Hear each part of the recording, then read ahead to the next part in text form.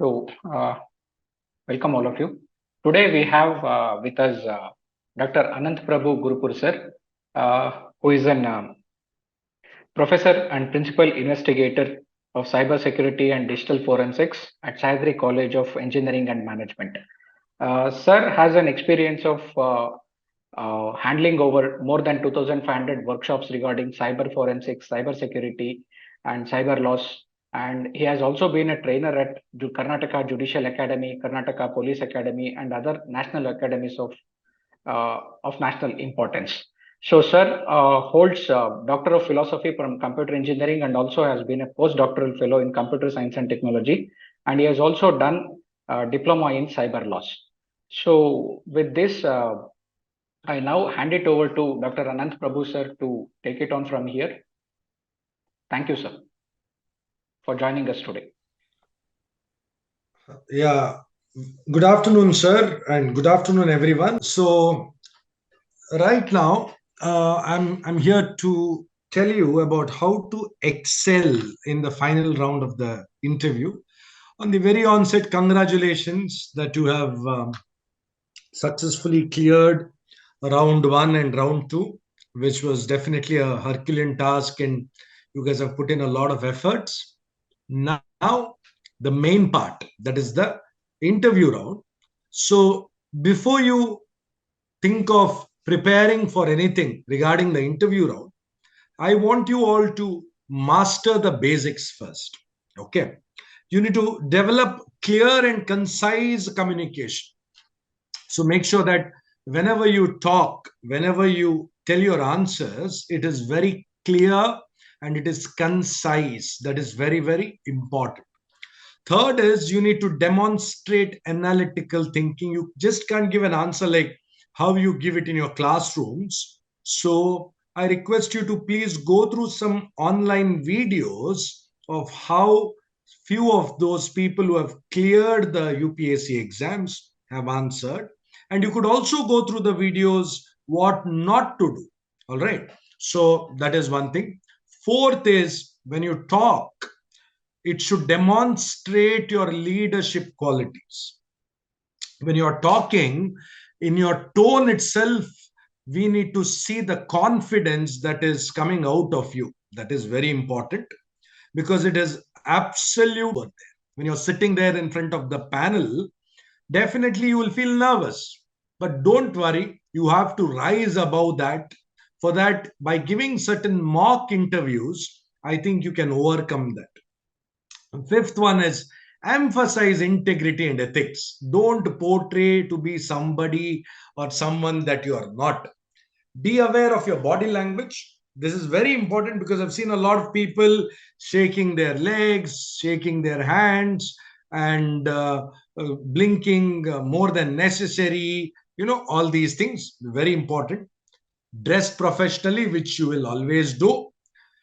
Listen actively and respond thoughtfully. Let them complete the question. I've seen some of them, even before the question is completed, they're in a hurry to answer. Don't do that. Wait, pause, play the back foot. Okay, not front foot, back foot.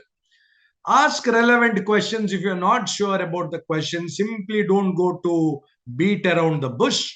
And the 10th important point is to stay calm and positive. All right. So go through these 10 points, which I have mentioned here. Now, before I go to the main topic, I want to make you remember certain words with regard to my topic. My topic is digital transformation, cyber security, technology. Okay. So if any questions are asked to you with regard to these areas, what I want you to do is whenever you are answering, you need to make sure that your answers have got these words. Simply don't put these words, but wherever possible, use them. Now, here are the general impact words: holistic, proactive, synergistic, leverage, agile. So, if these words, I'll be telling you more words. So, make sure that whenever you're answering something. Now, for example, we are going to make use of technology to uplift. Instead of using uplift, we are going to leverage technology, right? So that is how, if you can use these words, then definitely you will get more marks in your interview. For policy and strategy, you can use words such as framework, benchmark, tailor made, incentivize, and granular. Okay, so this is how the words are.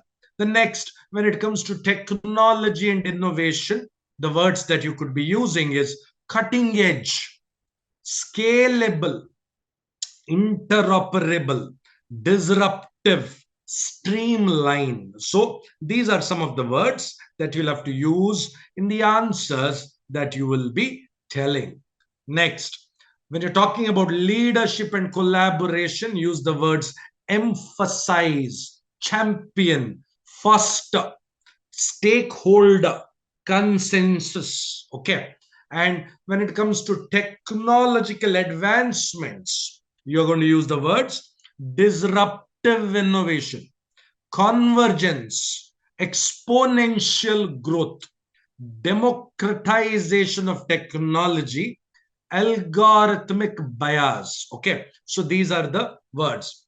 When it comes to public administration and governance, like for example, they ask you any questions on, say, Digital India Act, or they ask you questions on Information Technology Act, or anything of such sort, then you're going to use the words transparency, e-governance, participatory democracy, decentralization, and data-driven policy making. Okay. And when it comes to digital transformation, you're going to use the words digital literacy, cyber security, data privacy, digital divide. Okay, this is an important term. The gap between those who have access to technology and those who do not. Okay, instead of saying, see, some people have technology, some people don't have technology, instead of that. So wherever there is a digital divide, so you use that one word, it gives so much of weightage to your answer. Okay, and then you can use human centered design. And when we're talking about future impact, this is the last part of, so future impact, when you're going to talk about, use words like augmented reality. Instead of saying simply AR, VR, use the full term augmented reality, virtual reality. Don't use AI, artificial intelligence, blockchain, quantum computing, and biotechnology. So these are some of the terms. I'm going to just make you go through. So we have seen general impact words. We have seen words for policy and strategy. We've seen words for technology and innovation. We've seen words for leadership and collaboration, seen words for technological advancements, and we have seen words for public administration and governance, for digital transformation, and finally for the future impact. So use these words strategically and in context of your answer. Simply don't cram them and use them, just like that. Choose the words that add power and clarity to your message and showcase your understanding of the digital landscape. Okay, so is this part clear what I've told? If yes, please comment yes in the comment box, because I just want to know if it is okay, the way in which I'm communicating, you're following and you are understanding the gravity of the situation. Because I feel terrible, especially when a lot of students, they go all the way to the final round, the interview round, and then they just miss out because they make some silly mistakes when it comes to all these parts. So therefore, I've already mentioned the important part is one, how you need to answer. Second, I've mentioned about the words. All right. So now I have made a list of 19 questions which I will be discussing with you. 19 questions. And what I've also done is I have made I've also mentioned in bullet points the answers as well, so that it becomes easier for you to go through this notes later on. You may even share it with your friends. I have no complaints with regard to that. And then I wish you all the best. Okay, so let's start with it. So the first question is, what are your thoughts on the increasing use of ransomware attacks against critical infrastructure? How can India prepare for or mitigate such threats? So, first thing is you need to know what ransomware is. So, ransomware basically is a malware which gets installed on a computer, and once it gets installed, it locks all the files. So the person is unable to access the files, and then it comes with a timer. So basically, what will happen is the ransomware will have a message which says you have to pay so much money in cryptocurrency within this period of time. If you do not pay, all the files will be erased. Or in some cases, they may say, we are going to upload all the data, we're going to name and shame you. So things like that. So this question assesses your understanding of a current and pressing cybersecurity threat. So you need to answer this. So the first thing that you're going to do is understand, highlight about the various ransomware attacks. So make sure that you tell them this is not a problem that is confined only to India, but it is throughout the world. It's become a big problem, especially hospitals, power grids, financial institutions. Then you can always tell such attacks cause infrastructure disruption, data breaches, and potentially even loss of life. So when you talk this way, they know that, oh, so this person knows what he's talking about. So this is the understanding. After that, talk about the mitigation strategies. What needs to be done? So you can talk about, say, regular backups, incident response plans, network segmentation, strong cyber hygiene practices, and also talk about international collaboration or national collaboration so that you can strengthen your infrastructure. Finally, talk about how India is prepared. So always talk high about certain. Certain is the most premier body of our country with regards to technology. So always tell certain has been proactive. They have always been issuing a lot of reminders, notice for us to better understand the threat landscape, and talk about the national cyber security strategy, which is, and also tell, compared to other countries in the world, India's and the number of attacks, especially on a large scale, has been very minimal. That shows how prepared we are. Always talk high about our country and do not talk high about other countries, because you should be proud of your country first. Talk high, and then you may talk about others, but not talking high about India and only talking about other countries will always show you on the poor light. So is this question okay? If it is okay, please comment yes in the comment section. Yeah, because I want participation. I want to see. Yeah, perfect. Nikhil. Okay, Gautam. Good, good, good. All right. Okay. So Tanuj. Good, good. Okay. So now let's go for the next one. So the next one is, with the growing adoption of artificial intelligence, what are the new cyber security challenges that emerge? How can AI be used to enhance cyber security solutions? So this question is asked to see what your foresight is. Yeah. So they want to know whether you can see things others are not seeing.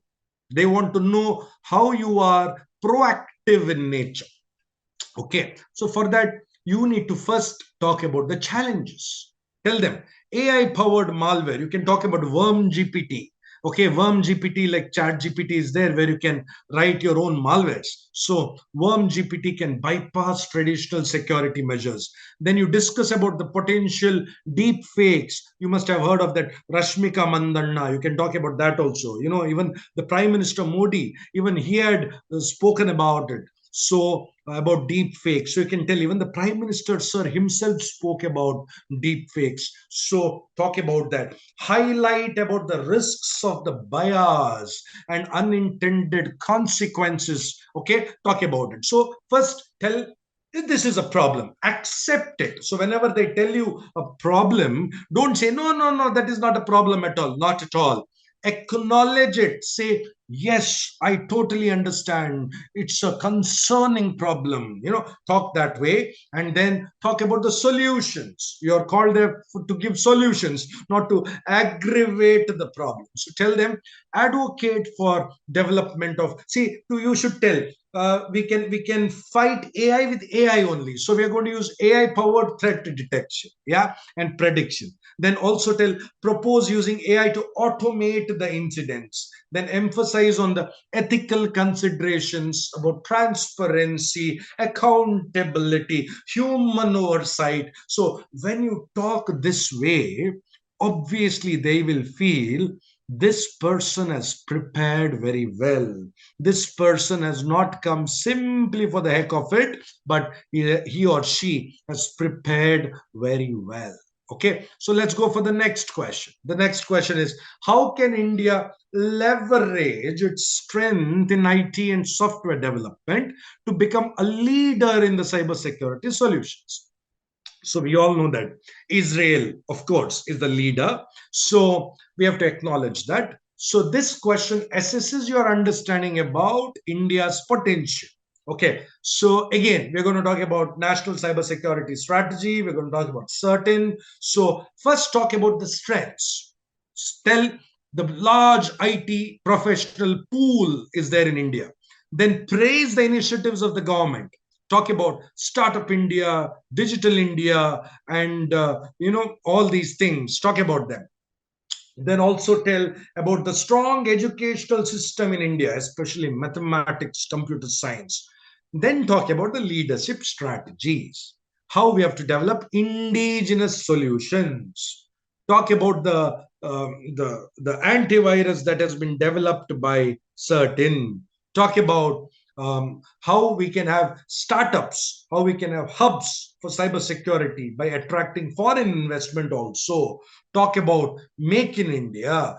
Talk about initiatives to promote cybersecurity awareness and encourage startups and entrepreneurs in this domain. Okay. All right. So let's go for the next question. So the next question is, what are your thoughts on ethical implications of cyber warfare? How can international norms and regulations be strengthened to address the attacks on critical infrastructure? So, one thing you need to know is cyber attacks do not have territorial jurisdiction, which means somebody can sit anywhere and do anything, and it becomes difficult to understand where he or she was. So, this question gauges your critical thinking skills, and you have to discuss about the potential cyber attacks on civilian populations. So first talk about the consequences. Tell them, yes, such attacks can be, it can disrupt the critical infrastructure, damage economies. So let that person feel happy for asking that question. They should feel, yes, it's a relevant question that he or she has asked. And you tell them, yes, yes, so many things can happen, casualties can happen, and all these things can happen. Also talk about the Tallinn call of Estonia. So what are the responsibilities of a state? So the 9 points are given. Talk about it. Then you come to the strengthening regulations. So talk about how it is important for the world to come together, international agreements, talk about mechanisms to promote transparency, and also suggest global consensus on norms and regulations for cyber defense. So this, see, you should all know that, the USA can sit in the USA and they can just understand what are the data that is going and coming in of India, because see, it's TCP/IP, it is going all over the globe, the internet, isn't it? So anybody can sit anywhere in the world and they can understand what is happening in another country. So it is important for international agreements. So before going to the fifth question, are you following? If yes, put yes in the comment section. Are you following? Good, good, good. Okay. All right. Okay. So let's go now. So how can India effectively address the issue of cybercrime, including online harassment, financial fraud, and data privacy violations? Acknowledge first. Tell yes, it is there. It is happening in the country, but the law enforcement agencies are working proactively. So many people have been caught. Emphasize about the need of nationwide cybercrime awareness. Talk about the cyber dost. Talk about the I4C. Talk about all those educational programs. Talk about cyber safe girl project. Okay, then you need to talk about the law enforcement and legal framework. So how the law enforcement agencies need to investigate, how their capacity building should happen, because this is one ever changing field. Regular capacity building program should be taken place. Propose collaboration between police and cybercrime experts. So this is how you're going to tell, I feel if cybercrime experts work, then they may say, don't you think they're hiring consultants? Yes, they are hiring, but it is not happening everywhere, because cybercrime experts, if they're working in industry, they will earn a lot of money. So there is always, so it is better, either we can hire them or we can train them and keep them here. So you can suggest your own different strategies. Sixth one, what are your views on the role of public private partnerships in enhancing India's cyber security? This is a very tricky question. So they'll ask you this question to understand the importance of government agencies and private agencies. So if you straight away tell private is good, it will show government in bad light. If you say government is good, they'll know you're lying. So you have to be very careful while answering this. So give examples where this public private partnership has been a success. For example, certain with NASCOM, talk about that. So how it is working, talk about how they are capacity building the officers, mention about collaboration of government agencies with IT companies, and all these things. Then talk about the benefits, emphasize about the combined expertise, discuss about the role of private companies, how they can help, talk about CSR activities exclusively for cybercrime awareness, and also you can propose your own mechanisms to foster trust and transparency. Now, let's go to the seventh question. How can India effectively regulate the use of social media platforms to prevent the spread of misinformation and disinformation campaign? This is very important. So, for this, you need to first tell that yes, you have to acknowledge it. You have to tell them content moderation is very, very important, especially hate speech, fake news, manipulated videos, deep fakes. So you could talk about that. Then you have to tell them you need to emphasize for accountability. Social media companies also, they have to be proactive. They have to use AI tools. They need to have fact checking mechanisms. Then you talk about media literacy and critical thinking. So propose educational initiatives or encourage critical thinking, support fact checking initiatives. Also mention about the PIB, Press Information Bureau, their fact checking and all that. You can talk about it so that it will become easier to okay. Next, let's go for the next one. 1 second. Yeah. So, what are the thoughts on the potential benefits and risks of emerging technologies like blockchain and quantum? So, these are pretty new technologies, right? So, first of all, understand what blockchain is. Blockchain is a block. In that block, you put data and you take a hash value of that and you calculate that. Then you take a new block, and in that you put the data, you put the hash value of that and also of the previous block, because this block comes after the other block. So every block will have its own hash value and the previous hash value. That means if anybody tampers anything in that block, hash value will change and the corresponding block will get to know that you have done some golmaal. So this is very, very important. So you tell them it is important to bring blockchain technologies everywhere. Say digital voting systems, healthcare records, supply chain management, everywhere blockchain is needed because it has been a great success. Tamper resistant. So far, even one blockchain could not be hacked. Why? It is tamper resistant. Okay, so talk about that, acknowledge the challenges. Also tell them, of course, whenever we bring in a new technology, there is a little bit of a challenge. Initially, we need to train people, they need to, so you can use the phrase like change is always hard in the beginning, gets messy in the middle, and later it's gorgeous in the end. So, talk about that. Then talk about quantum computing. Tell them traditional computers, as all of us know, zeros and ones, but quantum computing is zero, one, and all the states between zero and one. Okay, so when you talk all these things, they know that, oh, this guy or this girl, she knows what she's talking about. Okay, and also mention about the latest qubit quantum computers, 100 qubit, 200 qubit, 400 qubit. Talk about that so that they know, okay, so this person has prepared and come. Next, 9.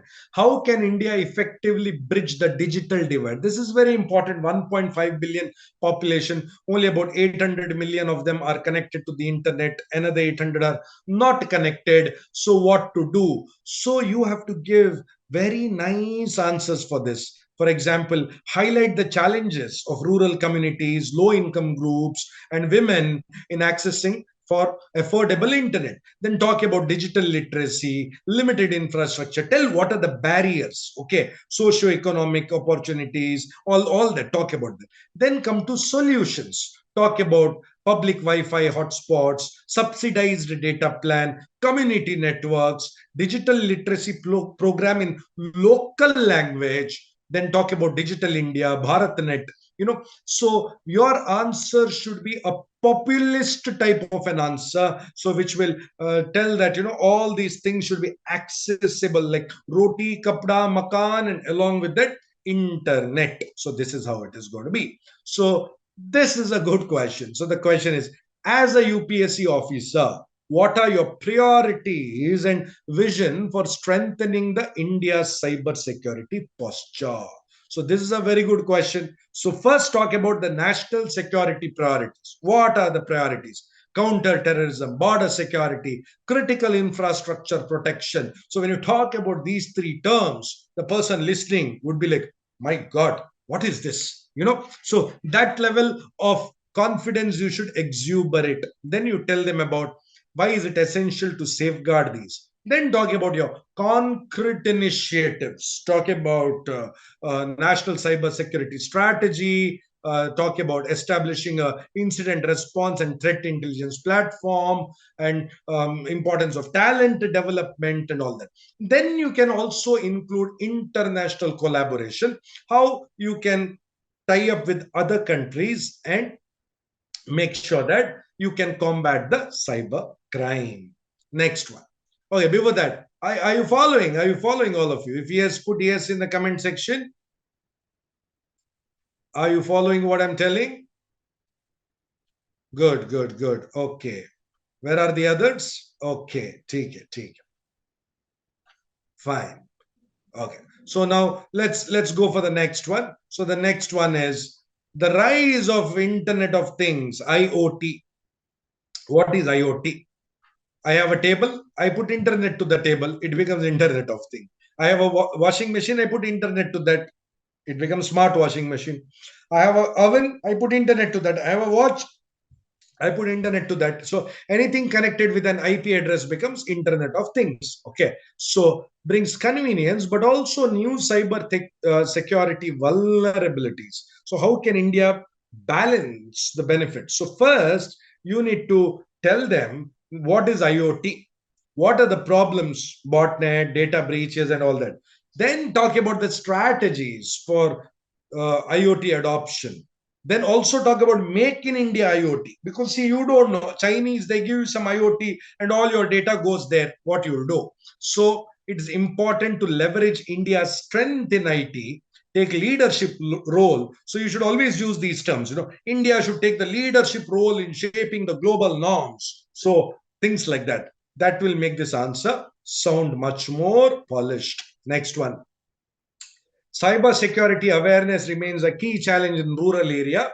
So I've already discussed about this, but this answer gives you slightly more about the digital literacy gap, the digital divide. So you can always tell, speak local, use vernacular languages, empower communities, and embrace technology. Set up smart classes in the government schools, use vehicles which can promote cyber literacy. All these things you can tell them.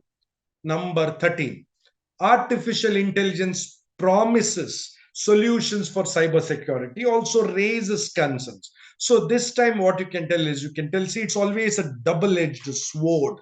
Wherever there are advantages, there are equal and more disadvantages. So talk about how you can harness AI for secure cyberspace, how it can be used for detection of threats, how you can mitigate the bias, how it is important for transparency and accountability. Okay, talk about international collaboration. Next, balancing privacy and security is a major challenge, obviously. So how can India create a robust framework? So talk about a little breaches, the data breaches, how privacy has taken a back seat. Talk about the challenges. Okay, mass surveillance in some countries. See, in China, basically what they're doing is, if you have not paid the loan, whoever calls your number, instead of caller tune, they get to hear this person is a defaulter. Okay, so, or if you're going to the mall, they'll take a photo, the camera will understand that you are the defaulter, and on big screens they'll put telling that, see, this defaulter is here in the mall. So name and shame. So a lot of things can happen. So mass surveillance and all that. So talk about the framework recommendations, how you emphasize, what is your proposal, what do you advocate, how do you encourage public discourse, and all that. Next one. With a growing threat of cyber espionage and intellectual property theft, how can India protect? So talk about how other countries are snooping on us. You can talk about a website called as threatmap.checkpoint.com. I repeat, threatmap.checkpoint.com. You can tell, look at this live number of attacks that are going on a large scale. Every second, hundreds of attacks are happening worldwide. So you have to tell them, we need to fortify our data, strong encryption, stringent access controls, data loss preventions. Talk about how to secure the critical systems. Critical systems are those systems which are very important. If they go down, then it will be a difficult situation for the users. Talk about indigenous solutions, international collaboration, and cyber hygiene. Next one. How can India's legal framework, like personal data protection, it's act now, okay, not bill. So personal data protection act safeguard individual privacy while enabling lawful interception and surveillance. So talk about it. Talk about our act. What a beautiful act it is. Tell how transparent it is, how proportionality principle is there, independent oversight. Talk about it also, and public awareness. So, and also you may also mention about the foreign acts. I have also mentioned that in the next question, compared to the Digital Personal Data Protection Act with other countries. So understand, Europe has got GDPR, General Data Protection Regulation, then CCPA in California. So you can tell them how they are similar and how they are different. Okay, penalties are different, exemptions are different, applicability are different. So you can mention about that. Then finally you can tell overall what is your view about the act of India when it comes to other countries, other nations also. Now, another important question they can ask you, what are the cyber crime related sections in BNS? So we have, instead of the IPC, we have the Bharatiya Nyaya Sanhita. Okay, so in that there are sections 109, 120A, 121, 122, 143, 153A, 196A, 200 and 267. So these are all the sections of the BNS which also covers the cybercrime related sections. Though we have an exclusive Information Technology Act in our country, even BNS also has little bit of the elements of cyber crime. Next one.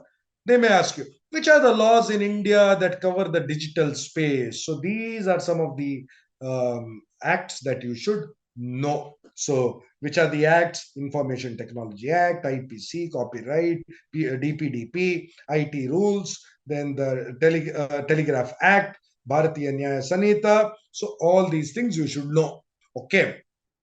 And the last point of today, that is 10 areas in which technology related questions can be asked for you in the UPSC final interview. Remember, okay, which are the areas? Number 1, digital transformation and India's development, cyber security and national security, emerging technologies and artificial intelligence, data privacy and personal data protection, space technology and exploration, digital infrastructure and connectivity, fintech and financial inclusions, emerging trends in technology like blockchain, quantum, IoT. Okay. 9th, cyber security awareness and public education.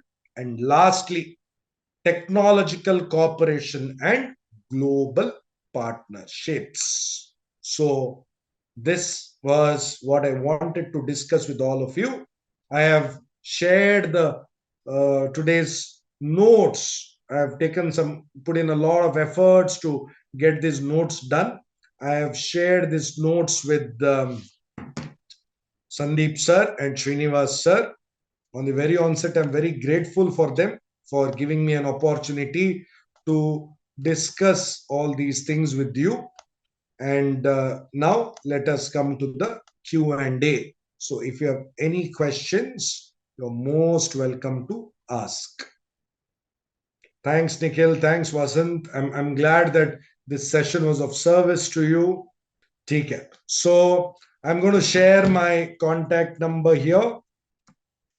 So this is my contact number. If you guys have any doubts at any point in time, feel free to buzz me. I'll be very happy to guide you.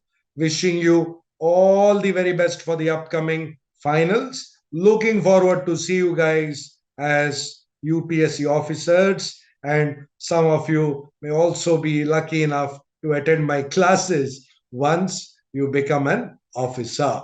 So thank you very much. If you like the session, please comment Jai Hind in the comment box. Jai Hind.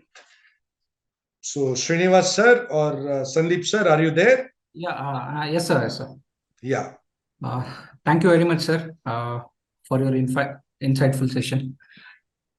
Most welcome, sir. So please share the notes, yes, sir. Prepared the notes for them. Yeah, I got the document, sir. We will share with the students. Yeah. Yeah. Most important thing is they have to read those words that I've mentioned, high impact words. When they're answering, along with the bullet points that I've mentioned, use those words so that their answer looks more polished and more confident answers. That is very important, because simply giving an answer is not important. You have to give precise, concise, and answers that exuberate confidence. So that is the reason I've written words that are specifically for technology in this notes that I've shared. Yeah, sure, sir. We'll share with the students, sir. Yeah. Yeah. Thank you, sir. Thank you once again. Most